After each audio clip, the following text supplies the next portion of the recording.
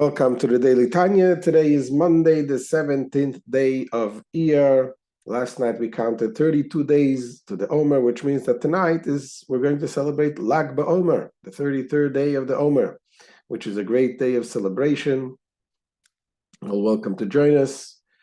And Lag BaOmer is the day of the revealing of the secrets of the Torah. It's the day that Rabbi Shlomo Zalman Cohen, the great sage, passed away, and he said we should celebrate and rejoice on this day. And the Rebbe explains that this is what gives us the ability to connect to the divine, which is in a way what we're speaking in this chapter in the Tanya. But let's first begin with the tzedakah, gedolei tzedakah, shemekareves esagula. Make sure to give tzedakah every day. So in this chapter 48 that we're going to finish today, the Alter Rebbe talks about understanding the creation of Hashem, the creation of the world. And Hashem, we spoke about the two aspects, the godly light that comes in a filling way and the godly light that comes in a surrounding and encompassing way. And Alter Rebbe used the metaphor of a human being when you think, when you visualize in your mind, and whatever you visualize, it is in your mind, and your mind surrounds it. So, the saying of the French philosopher that says, "I think, therefore I am." It is here we're talking about the thinking of something. The way Hashem creates us, Hashem's knowing us makes us. Hashem thinks, therefore we are. And so just like in the metaphor, in the analogy, when you think, whatever you think in your mind, it is. If you think of something in your imagination, then whatever you think, that is the existence of what it is. As soon as if you have the details of it, then you have more details of an existence of something that is in your mind. But Hashem's thinking is not like our thinking. God's thinking, being that Hashem and His thoughts and the object is all one. So our existence is from the very essence, from the very fact that Hashem exists. And when Hashem thinks us, He is us. He fills every part of us. Except that if it would be only the way Hashem is, then we wouldn't be here. You needed to have contractions, that the light should be contracted to the point that we are being formed in the way that we can perceive ourselves in a limited fashion. So let's see inside when the Alter Rebbe continues. There's the Alter Rebbe. L'mashal, kadur ha'oretz ha'lazu. For example, in the case of the orb of this earth, הרי ידיעסו יסברך מקפס כל אויבי כדור הארץ וכל אשר בתוכו ותוך תוכו עד תחתיסוי הכל בפועל ממש. His knowledge, Hashem's knowledge, encompasses the entire diameter of the globe of the earth, together with all that is in it and its deepest interior, to its lowest depth, all in actual reality. It's not like by us that it's an imagination. By Hashem, His knowledge is the actual reality of the thing. As the Alter Rebbe goes on and says, Sharei yediazu hi chayus kol oivi kadu oretz kuloi v'yisavusoi me'ayin leyesh. He says, because this knowledge constitutes the vitality of the whole spherical thickness of the earth and its creation, ex nihilo, something from nothing. So the whole earth was originally created and continues to be created something from nothing as a result of God's knowledge of it. The only thing is in order for us to be existing as a limited human fashion, there needed to be contractions to contract that infinite light. That continues the Alter Rebbe saying, "Rak shelo yoyu misave kemo yeshuato bal gvul v'tachlis v'chayus me'etes ma'od kedei b'chinas deimim v'tzemeach."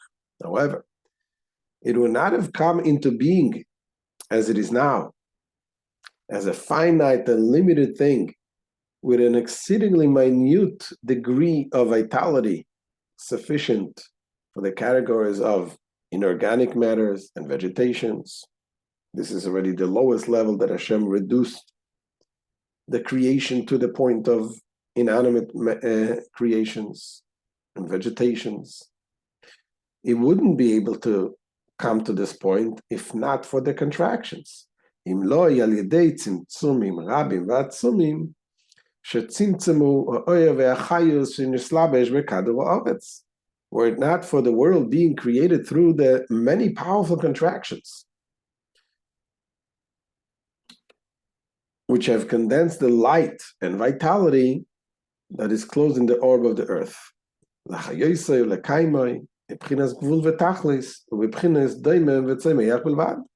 So as to animate it and sustain it in its finite and limited status, and in the categories of inorganic and vegetable matter alone.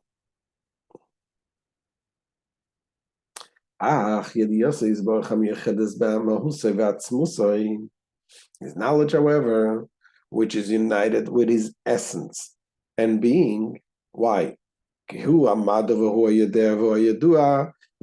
famously they're quoting the Rambam, the Maimonides. Alter Rebbe says, what he says about Hashem, that he is the knowledge, he is the knower, and he is the known.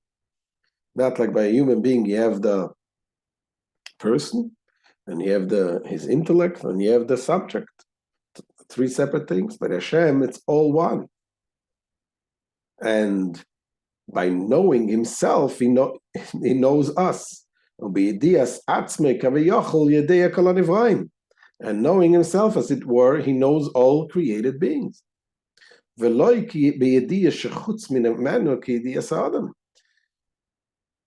not with a knowledge that is external to himself, like the knowledge of a human being. So human knowledge requires getting to know something which is external to the knower himself. Not so God's knowledge. It comes from his knowledge, from him, his knowing himself. Why? Because all of the created beings are derived from his true reality. So to say that we understand what it says, we understand what that means. Do we understand the concept that he's the knowledge and he's the knower and it's all one? We cannot understand that because we are not in that frame of thinking. And that's what the Rambam says. As the Alter Rebbe says, and this thing is not within the power of human being to comprehend clearly, and so on. We can understand somewhat, but not to understand it clearly. Now the Rebbe goes on to say in the note, as the Rambam of blessed memory, the Maimonides, has written that God is the knowledge, knower, and known. This is a part that Alter Rebbe spoke about in the second chapter in Tanya. And the Alter Rebbe here says what he said then, that there was a disagreement with the Rambam, with the Maimonides. Some of the sages explained and said, how could you say about God that he's the knowledge, he's the knower, he's the known? You're limiting God by ascribing knowledge to him, meaning saying God is the knowledge and the knower. It is limiting God, in a way, to a form of knowledge. And when we refer to God, this is the Maharal of Prague, he said, that when we say to Hashem, we refer to Hashem as a Kadosh Baruch Hu, the Holy One, blessed be He. When you're saying Kadosh, holy, means elevated, separated, aloof, beyond any kind of descriptions. So therefore, we was saying that how could the Rambam, how could the Maimonides ascribe such terms to Hashem? But the Alter Rebbe here says that he basically reconciles the understanding of the Rambam and those other sages. And he says because when you learn in the Kabbalah, there is the concept of the tzimtzum, the contraction of Hashem's light, gradual contractions. So these descriptions that the Rambam says, ascribing those terms, is okay to say after the contractions. But when we're talking about in a higher level, before the tzimtzum, there, those terms cannot be ascribed to Hashem because he's above and beyond those descriptions. It says the Alter Rebbe, V'yiskimu imei chachmei Kabbalah, and the scholars of the Kabbalah have agreed with his view. As is stated in the Pardes of Rabbi Moshe Cordovero, Zechrono Livrocha, Best Amarim, V'cheinu lefi Kabbalas Arizal.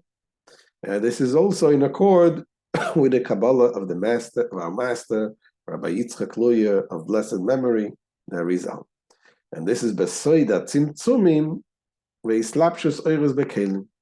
This is in the mystery, meaning the doctrine of contractions and the clothing of the lights of the Sephiros in the vessels of the Sephiros, as has been explained previously in chapter 2. But in any case, so basically the Alter Rebbe reconciles these thoughts, but we come to the understanding that this knowledge of Hashem is endless. It's a different knowledge. He knows us because he is us. Nevertheless,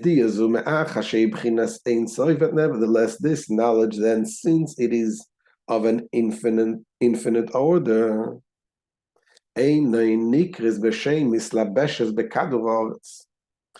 it is therefore not described as clothing itself in the orb of the earth, which is finite. This earth is finite and limited, while God's knowledge is limitless.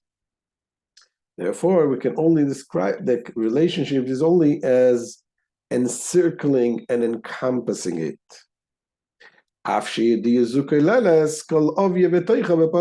Even though this knowledge embraces its entire thickness and interior in actual reality, thereby giving it its existence ex nihilo, something for nothing.